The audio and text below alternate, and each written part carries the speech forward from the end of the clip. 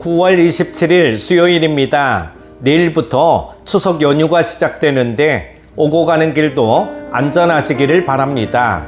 오늘 함께 묵상할 말씀은요, 히브리서 12장 18절에서 29절입니다.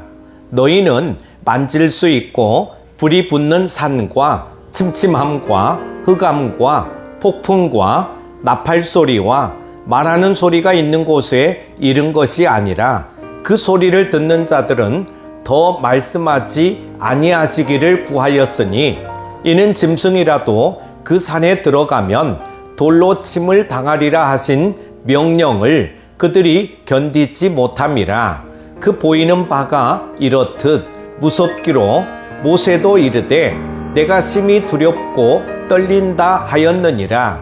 그러나 너희가 이른 곳은 시온산과 살아계신 하나님의 도성인 하늘의 예루살렘과 천만 천사와 하늘에 기록된 장자들의 모임과 교회와 만민의 심판자이신 하나님과 및 온전하게 된 의인의 영들과 새 언약의 중보자이신 예수와 및 아벨의 피보다 더 나은 것을 말하는 뿌린 피니라.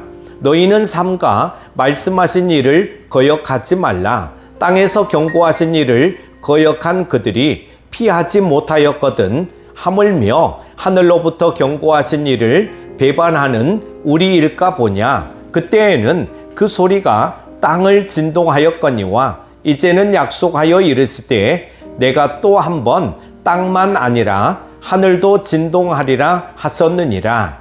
이 또 한 번이라 하심은 진동하지 아니하는 것을 영존하게 하기 위하여 진동할 것들 곧 만드신 것들이 변동될 것을 나타내심이라. 그러므로 우리가 흔들리지 않는 나라를 받았은즉 은혜를 받자. 이로 말미암아 경건함과 두려움으로 하나님을 기쁘시게 섬길지니 우리 하나님은 소멸하는 불이심이라. 아멘. 초대교회 성도들이 처음부터 그렇게 심한 핍박을 받았던 곳은 아닙니다. 유대인들의 방해가 좀 있었지만 그래도 그렇게 심각한 수준은 아니었습니다. 또 당시 세계를 지배하고 있던 로마의 정책도 처음에는 상당히 너그러웠습니다. 때문에 복음서 기자들이나 사도 바울도 로마에 대해서 대체로 좋게 말하고 있지 않습니까? 그러나 시간이 흐르면서 상황이 변했습니다. 먼저는 교회를 대하는 유대인들의 태도가 달라졌죠. 의외로 많은 유대인들이 예수를 믿기 시작했기 때문에 교회에 대해서 반감을 갖게 되었습니다. 또한 로마 당국도 처음과는 달리 황제 숭배를 거부하는 교회를 위험 집단처럼 생각하기 시작했습니다. 로마가 가장 싫어하는 기존 체제에 저항하는 불순 세력으로 간주해서 교회를 핍박하기 시작했습니다. 로마 황제 중에는 자신의 실수를 교회 탓으로 돌림으로써 책임을 면하려고 한 네로 황제 같은 인물도 있었습니다. 하여간 교회에 대한 핍박이 심해지자 사람들은 흔들리기 시작했습니다. 믿음이 흔들리고 의심이 생겼습니다.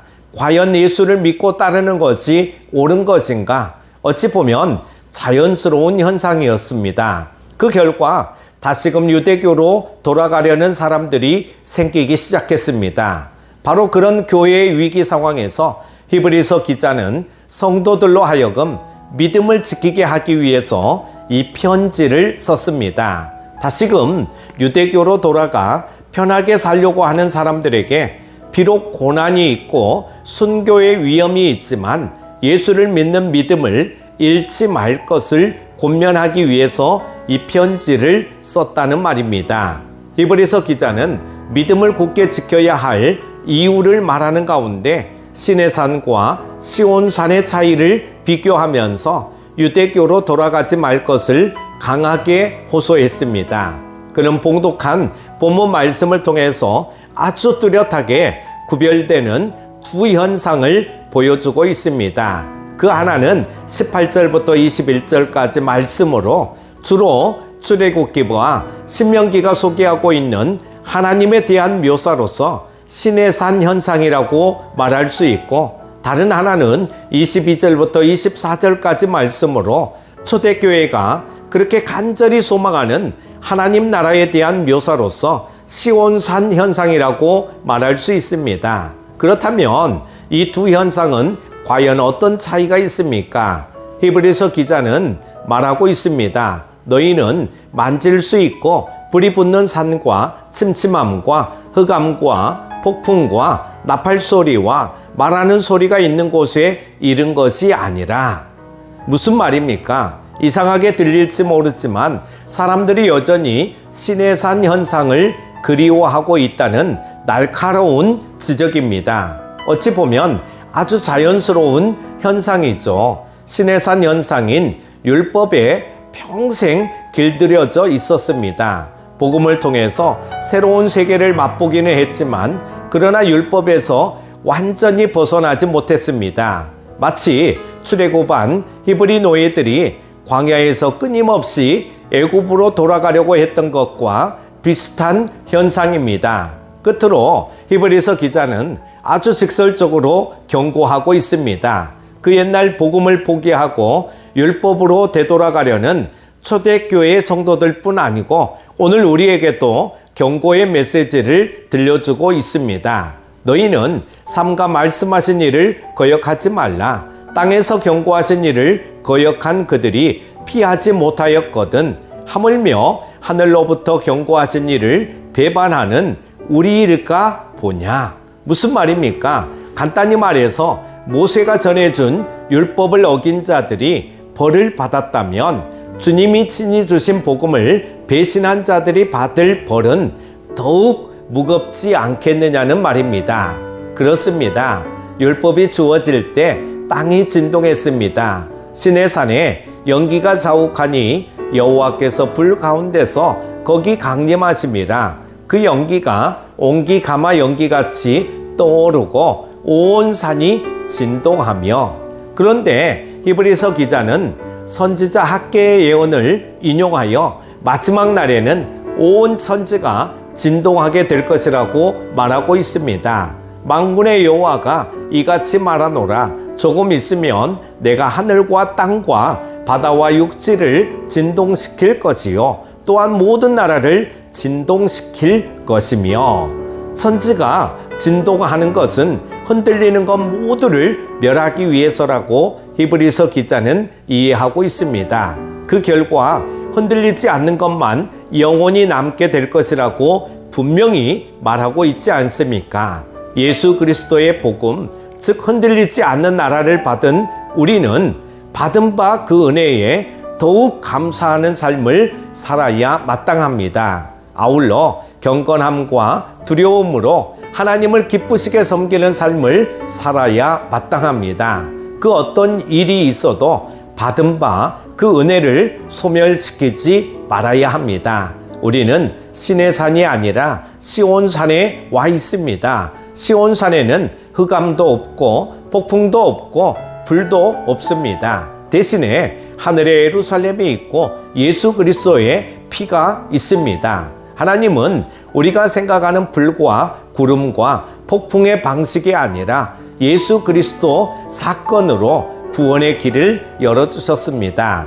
바로 여기에 우리가 누리게 될 미래의 생명이 있습니다. 이 생명을 소망하는 사람은 결코 신의 산 현상 따위에 마음을 빼앗기지 않습니다. 사랑하는 큐티 가족 여러분, 삶의 현장에 어려움이 있습니까? 예수 그리스도를 믿는 믿음 때문에 겪게 되는 고초가 있습니까? 좀 더 편한 길을 걷고 싶은 유혹 때문에 흔들리고 있습니까? 그렇다면 오히려 감사하는 자가 되기 바랍니다. 왜냐하면 우리가 겪는 그 모든 어려움이 우리가 흔들리지 않는 나라를 소유하고 있다는 뚜렷한 증거이기 때문입니다. 때가 되면 흔들리는 모든 것이 사라지게 될 것입니다.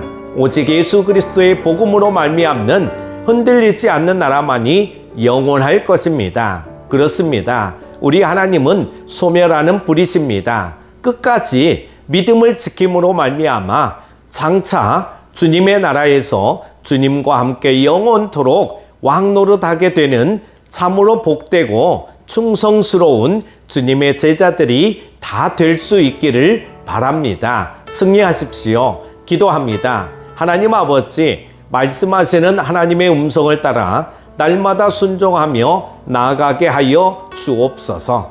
때로는 우리 앞에 어려움과 고난이 다가온다 할지라도 끝까지 믿음을 저버리지 않고 믿음의 길을 잘 걸어가게 하여 주옵소서. 추석 명절을 준비함에 있어서도 기쁨과 감사함으로 잘 감당하게 하여 주옵소서. 예수님의 이름으로 기도드립니다. 아멘.